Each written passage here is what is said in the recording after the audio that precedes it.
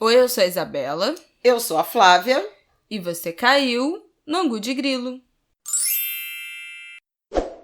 Oi, gente! Mais uma semana de Angu de Grilo, episódio 66 no ar. Boa terça-feira pra vocês. 66. Número da besta? Não, o número da besta é 666, mas eu não acredito nisso porque eu gosto do número 6, já falei isso. O número que eu não gosto é o 9. E aí, gente, tudo bem? Dá pra estar tudo bem nesse país? 6 é um número de prosperidade. Tá bom, mãe. Vamos avançar. Dá pra estar tudo bem nesse Brasil? Não tá dando pra ser feliz nesse Brasil. Mas seguimos tentando, investindo. Bom, nesse episódio é óbvio que a gente vai falar sobre a morte trágica de João Alberto Silveira Freitas. Assassinato bárbaro. Isso, na última quinta-feira à noite, no Carrefour de Porto Alegre. Vamos falar desse assunto. Era o último assunto que eu queria falar, mas eu acho que não tem, né? Como a gente fugir de toda a repercussão que isso teve logo no 20 de novembro. Mas também vamos falar sobre coisas boas. A agenda positiva do 20 de novembro. As coisas que a gente acabou não tendo a oportunidade de falar, de celebrar, de exaltar naquela sexta-feira, que deveria ter sido uma data de reflexão, desafios, de listar desafios, de estabelecer metas, compromissos de inclusão e de celebração e de exaltação à nossa, quando eu falo nossa, né, do povo negro, da população afro-brasileira, por liberdade, por direitos, por vida digna, por bem viver. Isso nos foi retirado nesse 2020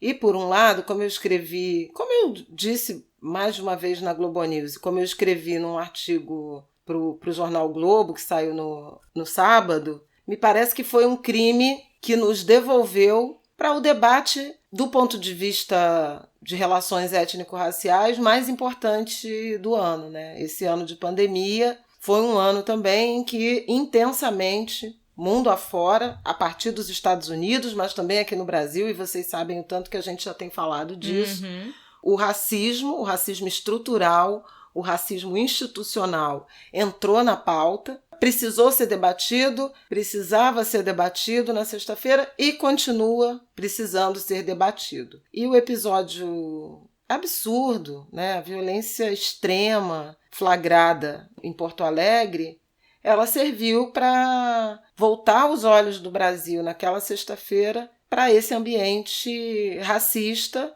E eu acho que cada um no Brasil botou seu bottom. Acho que agora o Brasil está dividido entre os que reconhecem, admitem o racismo estrutural e querem se comprometer ou já estão comprometidos em combatê-lo, e os que negam e estão indiferentes. Então, assim, tá tudo escrachado, explícito, nítido, né? Quem tá com quem que se pode contar. E a partir daí faremos as nossas escolhas políticas, econômicas, de relacionamentos pessoais, né? De relações de consumo. Então tem nesse cesto cabem muitas frutas e frutos. E quero achar que nada será como antes. Ai, uma pessoa esperançosa, gente. Não, tô até trazendo aqui uma canção. Ih, tava demorando. Qual é a canção? Nada será como antes. Ah, tá. Eu tô ainda tentando relembrar algum fio de esperança, mas tá difícil. Minha mãe costuma ser uma pessoa mais otimista. O Brasil me obriga a beber e nem beber eu tô podendo, então não tá sendo muito fácil. Não foi fácil viver essa sexta-feira, né? Pois eu assim, pessoalmente, o que eu tenho pra dizer sobre isso? Eu não vi o vídeo, eu não acompanhei o noticiário, eu não vi os comentários, eu não vi as fotos de manifestação, eu não vi as manifestações, eu não vi a cobertura, eu não li nada, eu tentei o máximo possível me blindar, porque esse episódio de racismo tem me feito especialmente mal, né? Agora como uma grávida de uma criança, de um menino negro, que será um homem negro um dia, então isso me abala profundamente, tem me abalado. durante essa minha gravidez já foram alguns episódios emblemáticos de racismo nos últimos meses que mexeram comigo a partir de outro lugar, né, por esse momento de vida que eu tô vivendo, né, quando teve as manifestações dos Estados Unidos, a morte do João Pedro aqui no Brasil, que também suscitou nossas manifestações do lado de cá no início de junho. Eu já estava grávida, então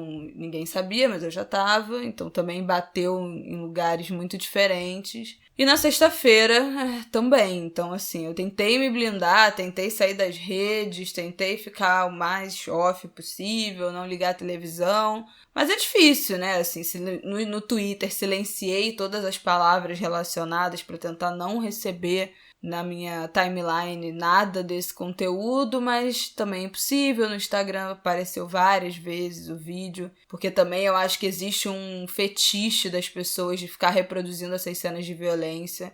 Eu sou terminantemente contra a reprodução desses vídeos. Se você tá ouvindo, você reproduziu.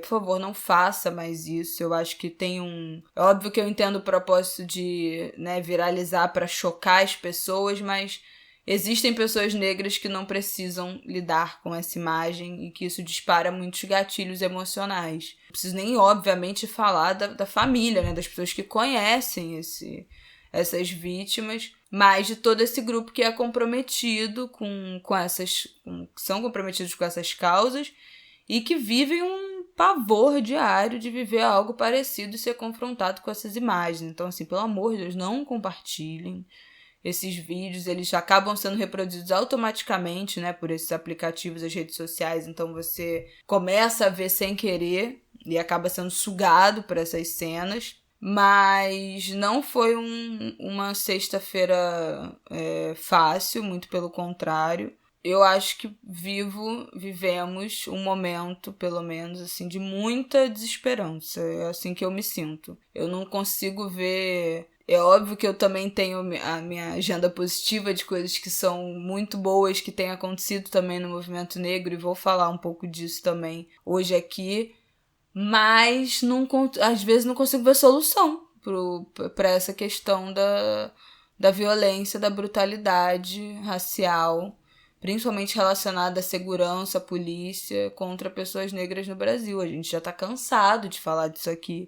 Nos últimos meses a gente falou também do violência dos algoritmos, né, do reconhecimento facial sendo usado para prender pessoas negras injustamente, reconhecimento por de fotos de Facebook, de fotos de rede social, pessoas que não tem nada a ver com crime sendo presas. Então parece que é um poço sem fundo, assim, dessa violência institucional, da segurança da polícia, e isso me deixa muito desesperançosa, como alguém que vai ter um filho. Fico, né, gente, que eu fui inventar de botar uma criança no mundo? O que é um pensamento absolutamente injusto, né? Eu acho que é bom dizer isso, assim. Eu acho absolutamente injusto que eu tenha que pensar isso, que esse tenha sido um dos meus primeiros pensamentos. Que esse tenha sido o meu primeiro pensamento que me veio à cabeça quando eu descobri que eu teria um filho homem.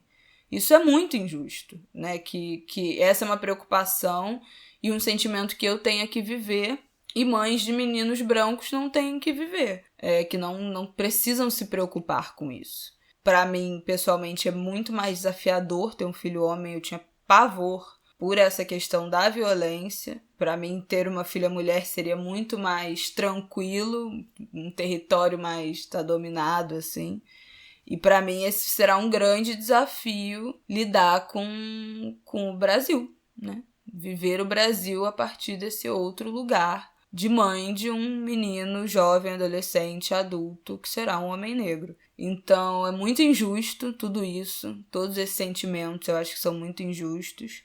Não, primeiro assim, que eu acho essa posição que você assumiu, é importante de a gente não individualizar, né, não particularizar, porque acho que é legítimo e alcança muitas pessoas, né? E acho que tem que ser compreendida. O que você está falando exatamente? Não, de eventualmente resistir a se envolver, a assistir. Sim. Eu acho que tem uma questão importante aí de preservação da saúde mental que tem que ser levada em conta. Até porque, aqui no Brasil, essa rotina da criminalização das pessoas negras e dos crimes relacionados a esse ambiente de racismo estrutural é muito comum, é muito frequente. Então, eventualmente, as pessoas precisam ter o direito de, olha, hoje eu não quero, sabe, pro bem da minha saúde, pro bem da minha sanidade mental,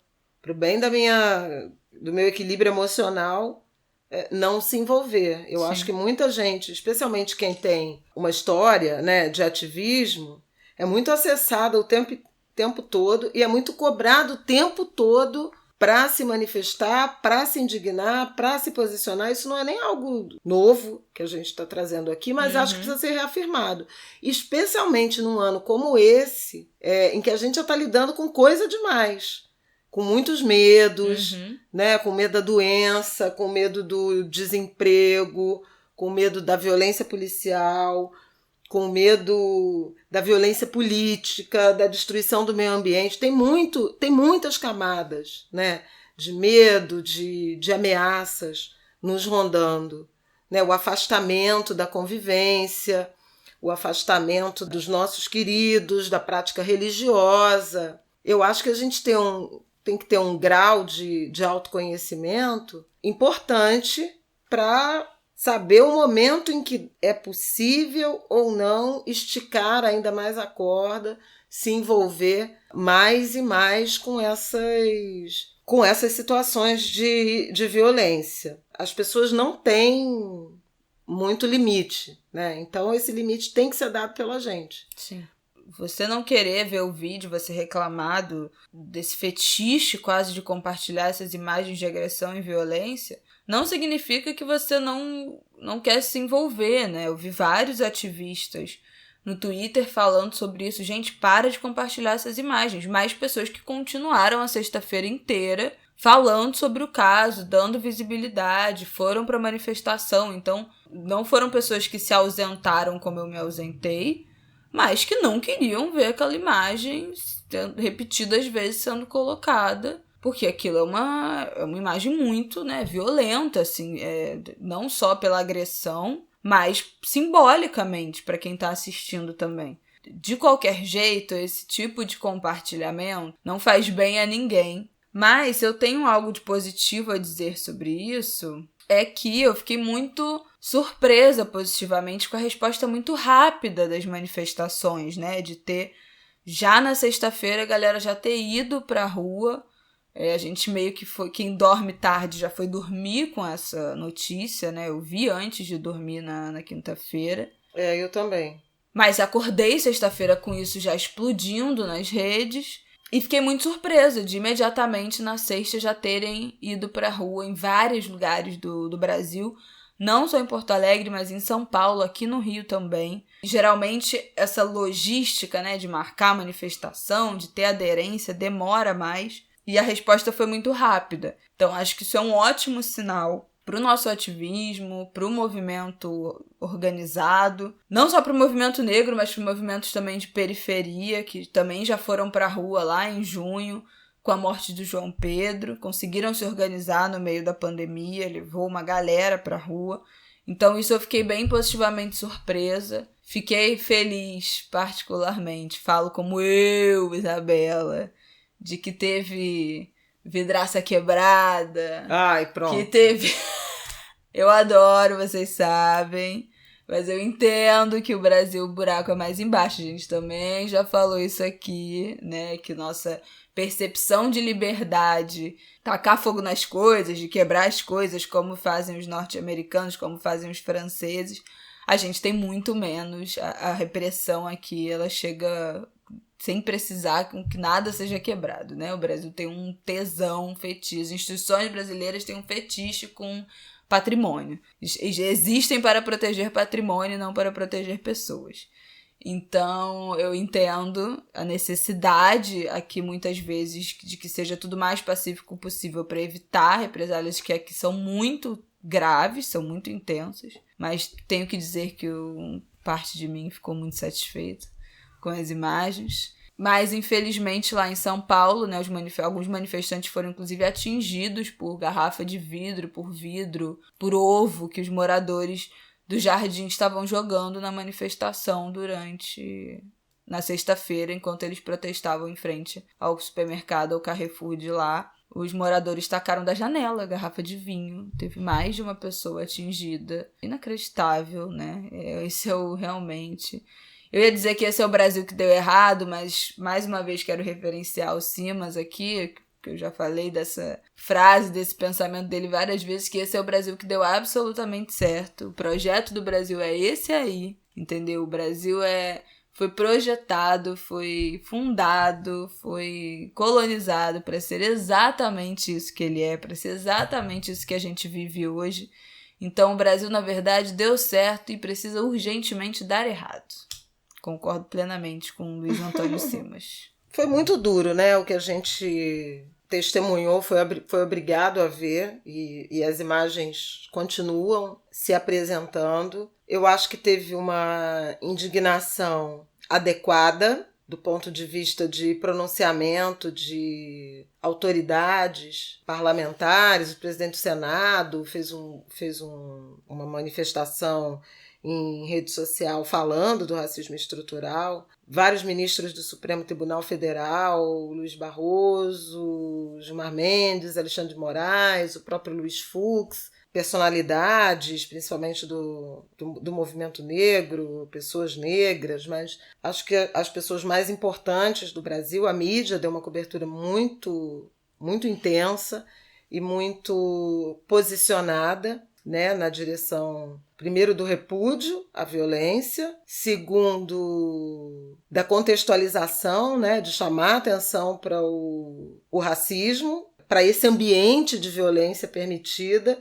E isso é interessante porque, de modo geral, a cobertura até bem pouco tempo individualizava um pouco esse tipo de episódio. O nome, né, do Carrefour, que apareceu o tempo inteiro nas reportagens, nos sites, na cobertura de TV. Eu acho que também essa dimensão de dar o nome, de não usar subterfúgios, disfarces, uma rede de supermercado, a loja de um grupo multinacional, dar o nome fundamental, porque eu acho que tem um propósito. Primeiro, porque é verdade. E segundo, porque as empresas e as marcas se ressentem muito quando a imagem ou a reputação são alcançados.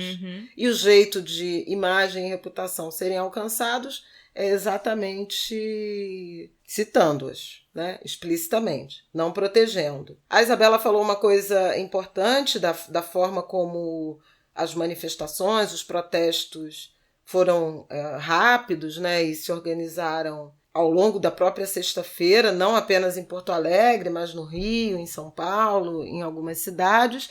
Acho que foi favorecido por uma série de atos e caminhadas e ações já estarem previstas por ser o Dia da Consciência Negra. E também pelo simbolismo, né, de acordar nesse dia com essa notícia. Já foi, né? Já foi uma assim. ignição. Eu participei de uma call logo cedo, na sexta-feira, relacionada ao movimento negro, e estava todo mundo chocado, muita gente chorando, catártica, né, nessa direção. Por conta do que eu falei inicialmente, que o Dia da Consciência Negra ganhou muito uma conotação de uma data de celebração, de afirmação de identidade, mais do que a carga crítica, né, que está muito relacionada ao 13 de maio por conta da revisão, da releitura do significado de liberdade e daquele documento. Mas isso aí a gente já falou em outros momentos. Mas eu queria destacar também o fato de que algumas respostas do ponto de vista da sociedade civil e tal foram bem rápidas. A Anistia soltou uma nota muito rápida, já no meio do dia, com referências bem importantes, falando da violação dos princípios da legalidade, da necessidade e da proporcionalidade. Eu achei essas 3 ideias muito fortes, sabe? O que aconteceu com o Beto foi ilegal, desnecessário e desproporcional. E trazer esses conceitos. e fazer o Brasil pensar que se fosse uma pessoa branca não teria sido tratado desse jeito. E que por que um negro precisa ser tratado desse jeito tão brutal? E por que ninguém se insurgiu e fez parar? Por que as pessoas assistiram? 15 pessoas, né, que falaram que foram 15 pessoas que ficaram assistindo. Então, assim... E ninguém se meteu. É muito impressionante também. Um questionamento que sempre aparece é quem é você naquela cena? E até, em alguma medida, louvável a pessoa que filma, porque eventualmente a pessoa que filma é até alguém que consegue impedir uma violência maior. Sim, a gente já até falou aqui, né? Como filmar é uma ferramenta importantíssima. Como protege, como produz provas, né?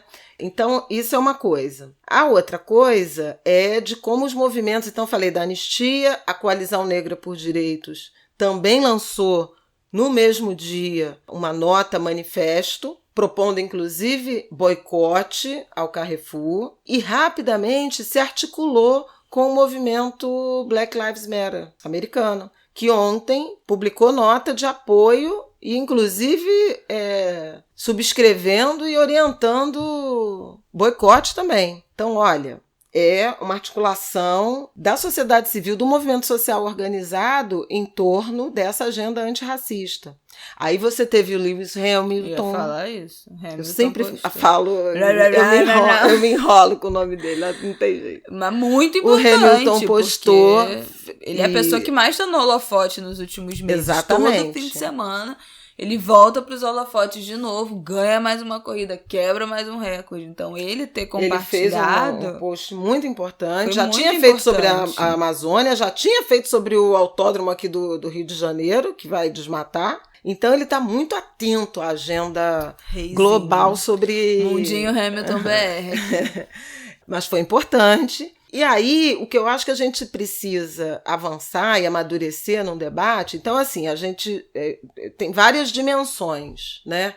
Da sociedade civil se organizando, da indignação, da mobilização da mídia. Isso tudo, gente, um ano atrás não tinha acontecido. Aliás, alguém até falou da Ágata, e a gente falou aqui no Angu de Grilo, como foi modesta a indignação, como ela foi localizada no alemão. Então, acho que tem alguns sinais aí de algumas pequenas mudanças. Agora, o que a gente tem que avançar? A gente tem que avançar. Primeiro, os dois homens, os dois assassinos foram presos em flagrante e me parece que vai avançar inquérito, denúncia e provável julgamento deles. Então, essa responsabilidade criminal dos indivíduos. Mas há outras dimensões que precisam ser tratadas.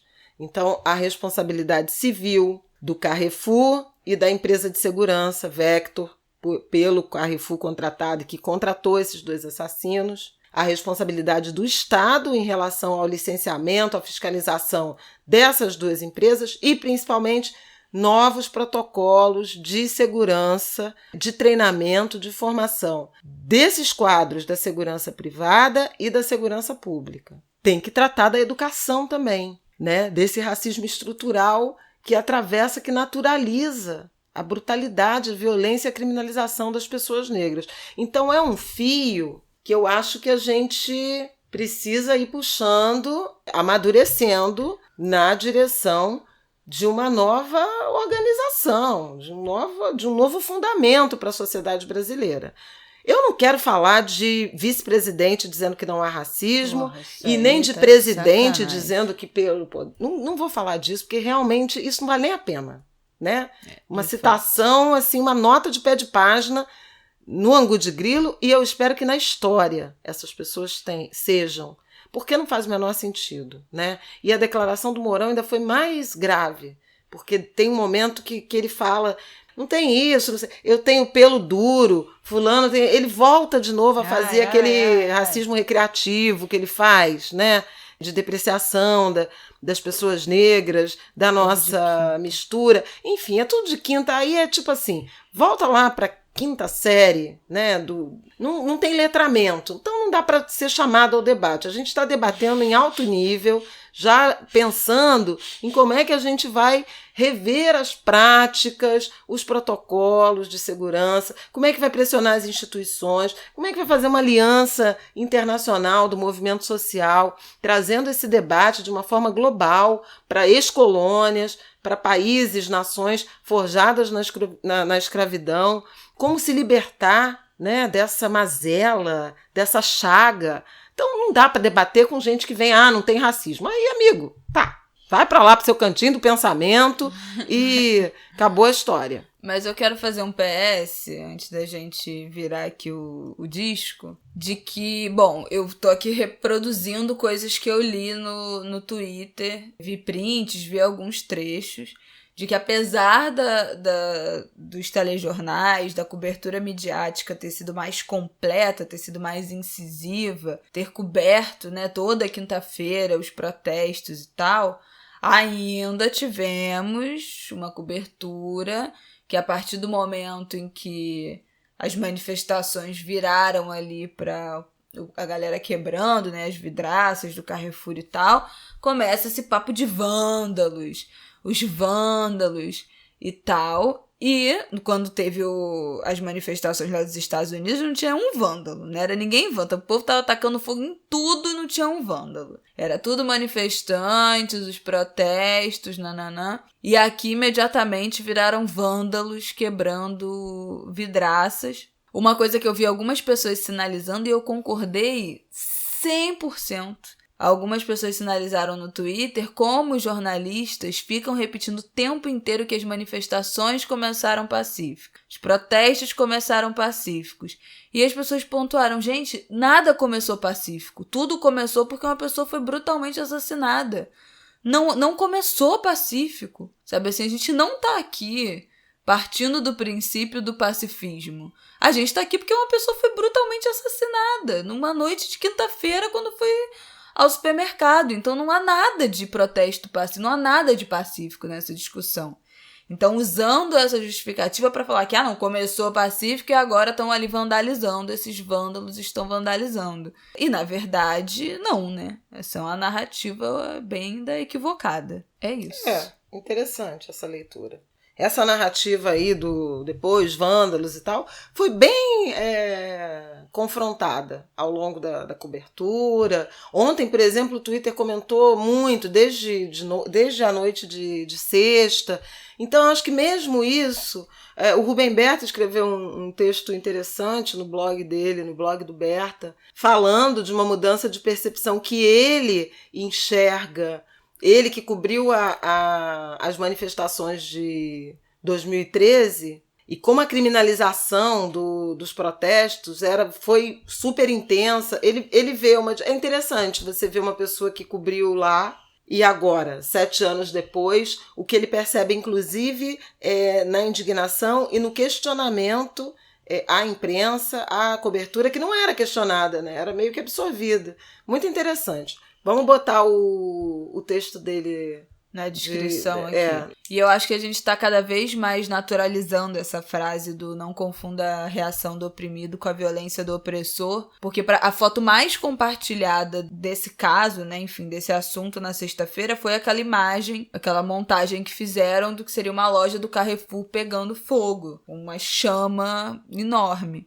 Muita gente compartilhou aquela imagem, então, e muita gente usou essa frase para defender os manifestantes que quebraram as vidraças, tentaram, enfim, colocar fogo e tal, usando essa narrativa. Inclusive pessoas famosas, pessoas com muita visibilidade. Então isso é uma coisa que a gente tá conseguindo, eu acho que naturalizar mais, de que a indignação tem muitos jeitos dela sair. Todos esses jeitos são legítimos. Quem é de pacifismo seja pacifista, quem é de quebrar tudo, que quebre tudo. E todos esses lados são legítimos. Já falei isso aqui tem meses, repito sempre. Eu acho que a gente tem abraçado mais essa leitura de que essa reação do oprimido não é simétrica com a violência do opressor. Bom, acho que vale agora falar de coisa boa, né, Flávio? Vamos falar de coisa boa? Porque acho que é o que a gente queria, na verdade, falar, né? Dizer na sexta-feira. E não pudemos. Então vamos falar agora, exaltar coisas que aconteceram nos últimos tempos, na última semana, em relação a artistas, a comunidade negra que foram positivas. Já abro falando do Grammy Latino. Quem tem um amigo tem tudo. Pronto. Quem tem um amigo tem tudo. Ai, gente, eu não aguento ela musical, não. Amarelo ganhou melhor álbum de rock ou música alternativa em língua portuguesa, um prêmio muito importante pro rap nacional. E nos últimos tempos, o Djonga também foi indicado ao BET Awards, ou BET, maior prêmio de R&B e rap, enfim, música negra do mundo. Foi indicado como artista internacional, não ganhou, mas essa indicação foi muito importante também para o cenário do rap nacional, que é um tipo de música que eu gosto muito e que eu admiro muitos artistas, então fiquei muito feliz. Pois é, que mais que teve? Ainda no Grammy, o Cláudio Jorge, que ganhou, também foi premiado com o álbum Samba Jazz de Raiz e elogiadíssimo por seu Ney Lopes. Então, meus amores, segura, porque é tipo duplo prêmio, né? Boa recomendação. Tá bem recomendado, né? Tá bem indicado. Preto Zezé, de patrão no Roda Viva, arrasou. Gente, e inclusive conversa com Bial na semana passada que teve não somente Obama, como no dia seguinte teve Djonga. O povo tava zoando. Gente, amanhã no Bial vai ter o quê? Vai Ola Davis? Porque o sarrafo ficou alto, entrevista do... Mas sexta-feira foi Zezé Mota, também maravilhosa. Gente... O bagulho tá doido. A entrevista com o Obama foi bem boa. A do Djonga foi muito boa, gostei muito. Foi, acho que do Bial de quarta-feira. Bial foi de terça-feira. O do Obama. É. Então, do Djonga foi quarta. Então, ótimas entrevistas, inspiradoras.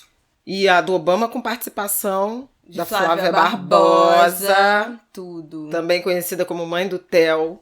Maravilhosa. Sua amiga pessoal, né, Flávia Nossa, Oliveira, amiga pessoal. Nós somos, e nós somos a mesma pessoa desde os anos 90. Inclusive, mais uma vez, eu recebi uma mensagem de um amigo falando assim, você estava maravilhosa no Bial, arrasou com o Obama. Gente. Juro por Deus. Aí eu falei, não fui eu achei que era sacanagem. Eu falei, não era eu, era a Flávia Barbosa. Meu Deus! Gente, e o pior é que... Olha, gente, as pessoas são muito loucas. Gente, o povo... Essa hora o povo já tá alcoolizado, né? Eu não vou dizer o nome porque vai ser muito chato, né? Se eu falar o nome. Mas olha aqui. Gente, passada. Arrasou com o Obama, que entrevista fantástica. Eu botei Flávia Barbosa, kkk. Aí esse meu amigo, eu quero morrer. O melhor é que eu tava falando com Pi e os dois também concordaram que era você e você tava maravilhosa. Gente. Mas isso é normal, todo gente. mundo trabalhava junto, tá? Essas 3 pessoas aqui citadas trabalhavam todo mundo junto. Exatamente. Na mesma redação. E quando eu não trabalhava com a Flávia Barbosa, porque ela começou no JB, eu já era do Globo. Depois a gente trabalhou juntas no Globo anos. E uma vez assinaram meu nome, Flávia Oliveira, numa matéria dela no Jornal do Brasil. Foi a única vez que eu fui assinar. Ela virou correspondente em Washington, um amigo me escreveu falando, ai, tô tão feliz que você foi para Washington, que você vai para Washington. Muito chato, né? Esse negócio de ficar fazendo só coluna, não sei o que, é uma experiência incrível. Aí eu, olha, quem vai pra Washington gente, é a Flávia Barbosa. Eu continuo aqui na minha coluna. Ai, que climão, tá vendo? O povo fala mais que a boca. Mas a verdade é que eu tenho um currículo. Do rabo, gente. Cuidado. Eu tenho um currículo incrível e a Flávia Barbosa também, porque tudo que uma fez, a outra fez. Então é bárbaro. Que mais? Falas Negras. Eu não assisti, eu comecei a assistir, mas eu já não tava muito bem na sexta-feira, aquele começo. Foi muito pesado, aí eu falei, vou dormir. Não, mas foi muito bonito e eu acho que o que resume o Falas Negras é esse tweet do Breno Laerte, que é lá da Maré, estudante de letras, e é um influencer também super bacana no Twitter, vale a pena seguir, @Breno Laerte. E ele escreveu assim, ó, o que foi mais lindo para mim de Falas Negras é que muitos intelectuais que ali apareceram eu só conheci na faculdade. Sou o primeiro universitário da minha família. Minha mãe disse, filho, é ela que você gosta de ler, né? Me empresta o livro dela, menino. Vocês têm noção disso? Olha, eu achei tão lindo, até marquei o Lázaro Ramos sobre esse tweet, porque foram várias figuras, né, falando em primeira pessoa, além do elenco de altíssimo nível. Eu tô culpada que eu não tinha o tweet e o Instagram de todo mundo, então acabei não marcando todo mundo que eu amei, mas assim, um elenco lindo e todo mundo tão entregue àquilo. Luiz Gama, né, personagens assim, figuras incríveis, de grande representatividade, muitas nuances da luta por resistência, mas eu me emocionei muito de ver Lélia Gonzalez, né? A representação de Lélia foi muito incrível, porque a Lélia, ela escreve daquele jeito, sabe? Que ela fala no Falas Negras. A escrita dela é tão interessante, gente. Vocês precisam ler um texto de Lélia Gonzalez, porque ela escreve daquele jeito mesmo. O pior é que o pretinho, não sei o que, sabe? Ela escreve assim, academicamente ela escreve assim. Então, um texto muito, muito ousado como estilo. Além de sofisticada a abordagem, um estilo, uma linguagem coloquial, que é a linguagem que a gente fala quando ela diz o lixo vai falar. Nossa, muito interessante. Eu amei. Amei também ver a Rosa Parks. O texto que eles pegam da Rosa Parks, que ela fala, as pessoas acham, e eu achava mesmo, tinha essa história, né? Que eu não dei lugar, que eu sentei porque eu estava cansada. Mas eu não sentei porque eu estava cansada, não. É porque eu achei que eu tinha que sentar, porque eu paguei a passagem. Por que eu não podia sentar? E aí começa toda uma revolução. Tem a Nina Simone, incrível. Tem Angela Davis. Tem Luiz Gama. Tem Milton Santos. Olha, que incrível, que não tão acessíveis, né, aos brasileiros. Mas tem Muhammad Ali. E claro, né, Marielle, que é assim muito forte também de ver. E o final, né, que tem a Tatiana Tiburcio como a Mirtes, mãe do menino Miguel, é uma coisa que acaba com a gente. Muito, muito, muito, muito forte. Foi muito bonito. Foi muito bonito. O Silvio Guindani, como o Neilton, pai do João Pedro, gente, também é de cortar o coração, de esfacelar. Tem momentos muito bonitos, tem momentos abusados. Vale muito a pena assistir, ainda que de pouquinho em pouquinho. Se vai ser muito pesado ver tudo de uma vez, porque, por exemplo, esse final, que é o Neilton e a Mirtes, é realmente, olha, tem que estar com o emocional ok. Ou então querendo chorar. Se estiver precisando, assim, para desabafar. É catarse, né? É catártico. Agora, muito bonito, e eu vi várias referências, né, nas redes sociais e tal, falando assim, tem que continuar, tem mais gente para falar e tal. Tomara que esse seja um projeto que continue, porque é muito bonito. A fotografia é linda, a caracterização linda, vale muito a pena, e assim, um elenco negro maravilhoso, tudo muito bonito. Quero falar também de uma coisa que vai rolar nos dias 5 e 6, é um curso, Mergulho do Carnaval, 5 e 6 de dezembro, é sábado e domingo, para matar saudades da folia, uma iniciativa da revista Caju e da plataforma Carnavalize. E muito legal, cara, vai ter Gabriel Haddad, Leandro Bora, João Vitor Araújo, Guilherme Estevão, Jorge Silveira, Daniela Nami, Maria Augusta, Leandro Antan. Uma super programação para falar de carnaval. Carnaval e política. Vai ter o Jaque Vasconcelos, carnaval de brinquedo, histórias do grupo de acesso, workshop com a Maria Augusta sobre forma e cor, Renato Lage, tantos carnavais, dando uma sabatina, Evelyn Bastos e Lucinha Nobre, Priscila Mota e Rodrigo Negri, que são campeões assim, de comissões de frente, Manu da Cuíca e Cláudio Russo, super campeões em samba enredo. Então, corram para procurar, porque vale super a pena para quem está com saudade ou para quem quer entender melhor dessa manifestação cultural histórica, antropológica, sociológica, religiosa do Brasil, do Rio de Janeiro, vale muito a pena. Mergulho do Carnaval é o nome do curso. O que mais que eu quero falar? Eu quero falar de Pagode Black Tie. Pagode Black Tie é o álbum que seu Ney Lopes está lançando. Vai lançar dia 2 de dezembro, dia do samba. Olha, projeto lindo, eu mediei uma live com ele, com o Guto Streuter, que é o produtor, com seu Zé Luiz do Império, sensacional, ninguém menos que o compositor de Todo Menino é um Rei.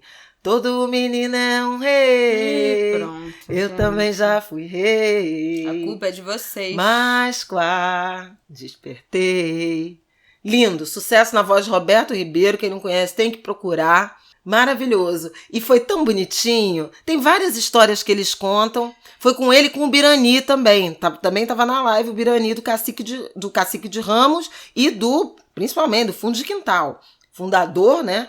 Da formação original do Fundo de Quintal e até hoje, no grupo. Ele que levou o repique de mão. Aí 2 histórias que eles contam. Porque foi tão bonito dialogar com esses senhores. Foi a convite da Jussara Salles, que também é produtora, dialogar com esses senhores, trazendo inovação, ancestralidade, sabe, as histórias, as intimidades, a amizade que eles têm.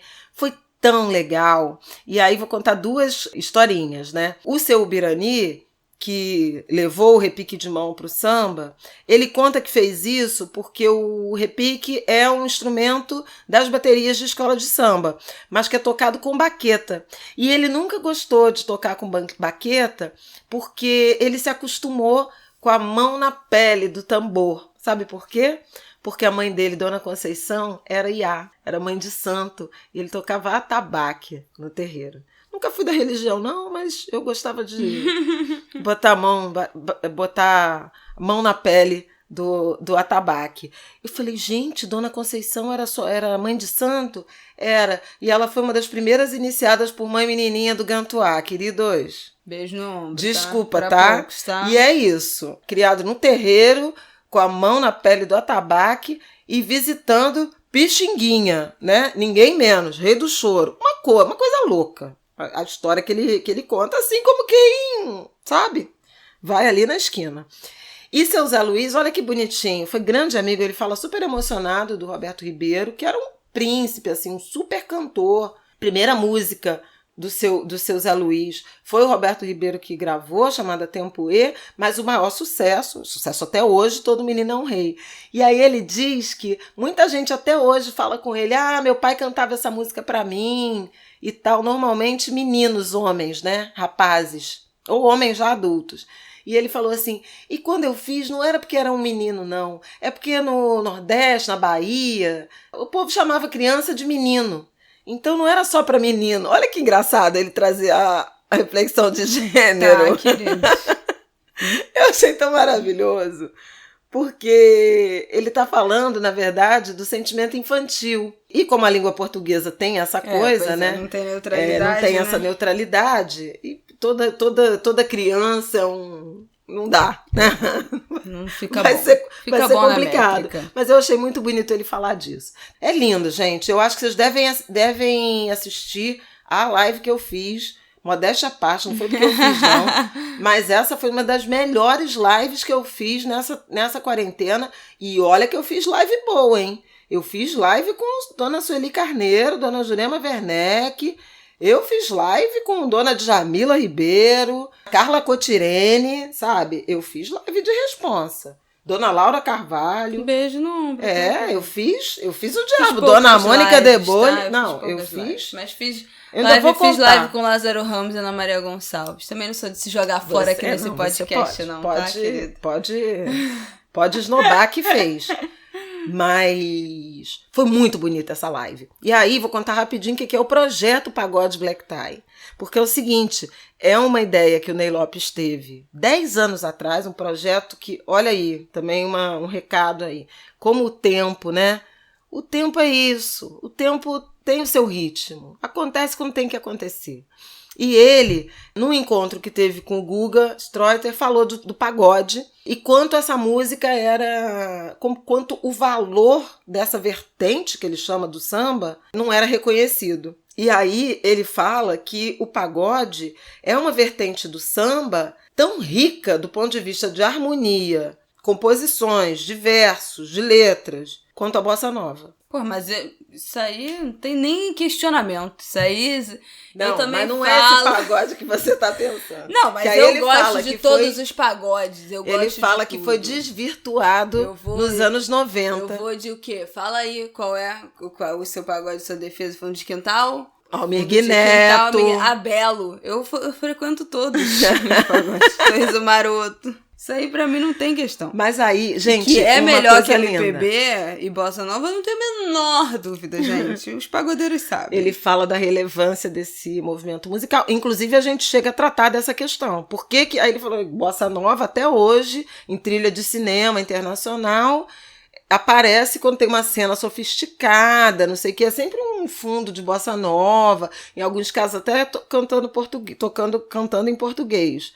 E aí, eu até falei, bom, isso tem a ver com racismo, né?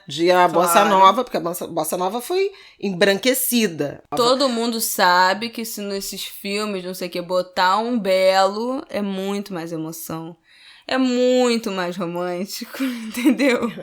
Todo mundo sabe que pega no coração, o buraco é mais embaixo. Não, aí foi lindo, porque eles começaram a falar, e o Guga, que é maestro e tal, né? Ele falando da riqueza, da harmonia, sabe? Da sofisticação das composições mesmo, da música. E o seu Ney, das letras. E o Guga, que ele é de São Paulo, aí ele fala assim... E nem é só isso, porque assim, é musicalmente sofisticado, rico, as harmonias são incríveis, músicas feitas para... cantar com coro, que ele fala do papel do coro, e aí seu Zé Luiz fala assim, o coro das mulheres, que são as pastoras, né? São as mulheres que cantam, não sei o quê, e como vai pra cima. Tem mel na boca, né, no álbum. São 12 músicas, tem Conselho, Mel na Boca, Água de Chuva no Mar, é maravilhosa, tudo orquestrado. Vai ser lindo o álbum, né? Quando você vê seu Birani tocando... falando disso, falando, a gente não tinha muito essa noção, não, era uma brincadeira que a gente fazia no quintal, começando a tocar junto, não sei o quê, toda festa lá que tinha, acabava com aquela roda, aquele povo aí lá a gente aí a gente começou a fazer lá no Cacique, toda quarta-feira, foi juntando gente, um dia Beto de Carvalho foi, aí gostou muito daquilo, falou, olha, isso aqui tem uma coisa diferente, tem instrumentos novos, não sei o quê, resolve gravar. Aí eu falei, mas o senhor lembra o que ela grava primeiro, não sei o quê? Falou, as primeiras que a gente nem, acho que eles nem tinham participado, ele conta, né? Uma que todo mundo conhece até hoje, Vou Festejar. Gente, não, até hoje, não tem uma festa. Não tem um fim de festa que não tenha essa música. Fim de festa que não seja Vou Festejar. Expulsar os convidados. E a outra, Coisinha do Pai, que é outra também. Gente, é só sucesso. Quando você olha assim, você fala, meu Deus do céu. O show tem que continuar. É lindo. A conversa é muito bonita. Vale muito a pena. E vale mais a pena ainda ficar de olho nesse álbum que Ney Lopes lança na próxima quarta, 2 de dezembro, em todas as plataformas. Pagode Black Tie. Última coisa que eu queria indicar que rolou e foi muito aclamadíssimo nesse fim de semana foi o TEDx, ou TEDx, não sei exatamente como fala, de São Paulo, que teve uma vertente aí, Ideias Negras Importam. E teve uma galera muito incrível palestrando. Alguns exemplos aqui, Nina da Hora, cientista de computação, né? Ela se autodenomina hacker antirracista. Maravilhosa. Inclusive tá no Vidas Negras, o podcast do Thiago Rogero, que tá no Spotify. E tá maravilhoso. Já tá no 3º episódio, quarto agora é o 4º episódio. Quem não ouviu ainda, por favor, maratone também, super recomendo. E Flávia, para ouvir podcast é difícil, mas esse aí eu já ouvi todos. Eu sou ouvinte, eu ouço muitos podcasts, mas Flávia eu não ouvi muito não. Também participou do TEDx o Roger Cipó, que é, enfim, pensador, fotógrafo, colunista, faz tudo do ativismo. Luísa Brasil, que é jornalista de moda e de comportamento, sensacional. Gilberto Gil também participou. Fiote, que é músico, compositor, empresário, sócio fundador da Lab Fantasma, junto com o Emicida, que é irmão dele. Enfim, gente, teve muita gente muito incrível palestrando. Esses conteúdos estão todos disponíveis no canal do YouTube. Então, acho que também vale dar uma olhada para ter um pouco de inspiração, otimismo com o futuro. O futuro é brilhante, eu não tenho a menor dúvida disso. Mas é porque tem dias que são particularmente... viu como é que ela tá mais animadinha, gente? Esse podcast Sangue de Grilo me faz bem. E outra coisa, não foi nessa semana, mas assim, coleções de Isaac Silva e Ângela Brito na São Paulo Fashion Week, de Isaac dedicado à minha mãe Iemanjá, pelo amor de Deus, gente. Cuide do seu ori. Macumbeira, EP de Jéssica Ellen. O single de Jéssica Ellen. É single? É single. Qual é a diferença? São poucas músicas, é como se fosse um álbum pequeno.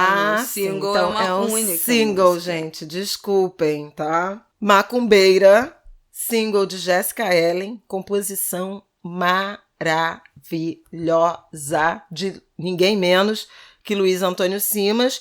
Vamos deixar todos esses links... Tá bagunçando o coreto. Aqui embaixo pra instigar vocês a realmente irem ver, porque eu acho que a gente merece, né, esses refrescos essa semana, depois da dureza que tem sido o noticiário dos últimos dias, dos últimos meses. O país não tá fácil.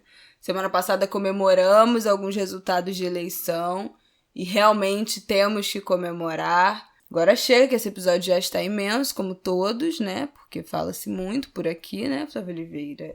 Mas eu acho que foi bom, né? Acho que a gente acabou pra cima. Foi legal. Eu gostei desse ângulo de grilo. Gostou? Não, porque eu dou as ideias pra ela fica toda reticente. Aí depois se anima. Pois é, eu acho que a gente falou pouco de livro, né? O livro do Obama já saiu no Brasil, viu? Sim. Já tá em... É o livro que eu não lerei, né? 750 Como páginas, é o nome? gente. Não tem... eu estou chamando esse livro de um livro que eu não lerei. Porque realmente vai ficar um pouco difícil. Deixa eu falar uma outra coisa. Voz das Comunidades, Renê Silva, estão arregimentando aí ajuda de todo lado, financeira, contatos, para distribuir 10 mil livros no Complexo do Alemão.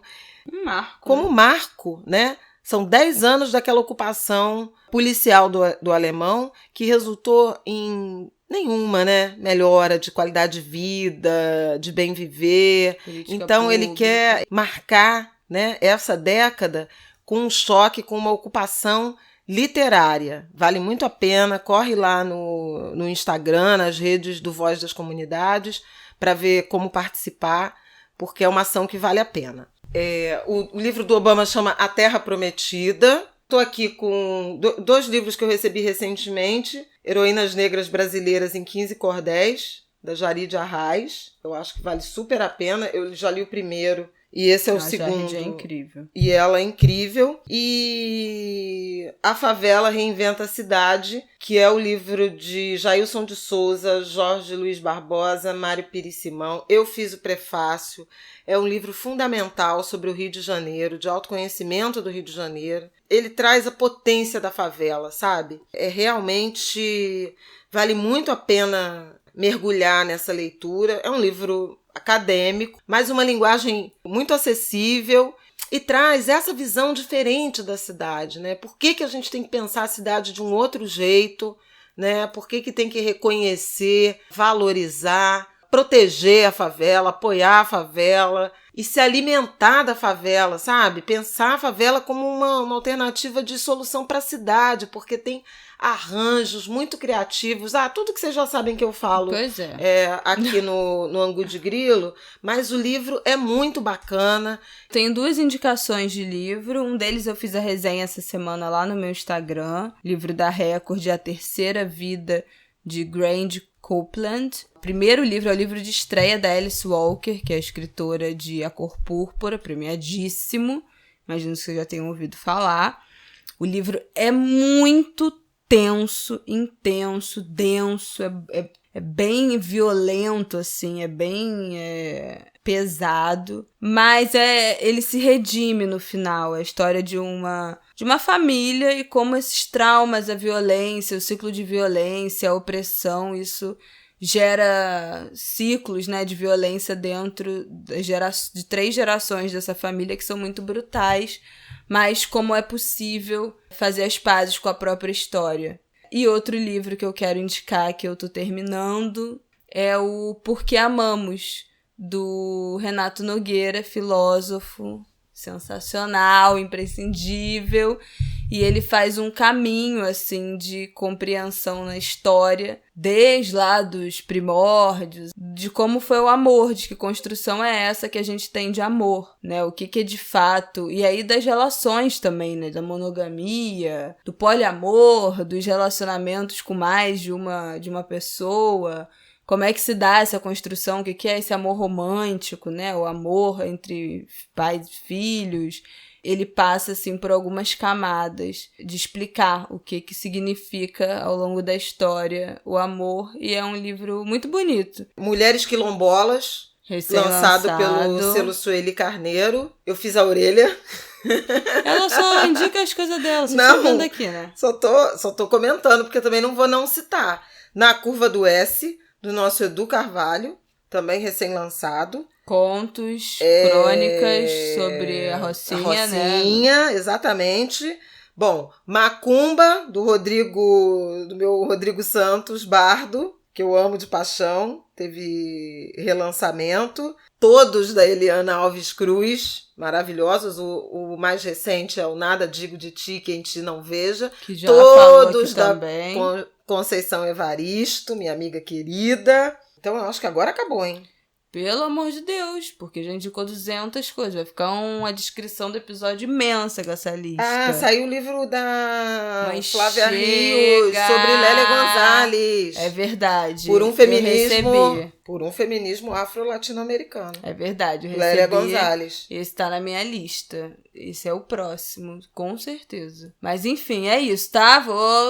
Vou botar uma fita na boca dela pra ela não falar mais. Chega, acabou este episódio. Um beijo. Só as autoras, é Flávia Rios. Um beijo, gente. Até semana que vem. Flávia Rios e Márcia Lima. Beijo. Gente, até semana que vem. Um beijo. Desculpe por esse episódio imenso, mas é porque a Flávia Oliveira não para de falar. Ai, gente, pra gente celebrar a nossa cultura maravilhosa. Tá bom, se despeça. Chega de cultura maravilhosa. Viva a negritude, viva os pretos e as pretas, tudo. Um beijo, gente. Até semana que vem. Boa Cuidem-se, semana porque a segunda onda tá aí. Sem comentários, né? Que a gente já tá avisando aqui, já tem quantas semanas que a gente falou a segunda onda. Bom, quem ouve Ângulo de Grilo tá sempre à frente da notícia, né? Isso aí nós já sabemos. É isso, galera. Um beijo, até semana que vem. Boa semana. Beijo, tá breve. Bom voto! E hein? Segundo turno, hein? Pelo Presta amor atenção, de Deus, hein, gente? Eu já Veja lá o que vocês vão fazer, hein? Eu já dei minha colinha aqui pra vocês no episódio passado. Quem perdeu vai lá ouvir. Um beijo.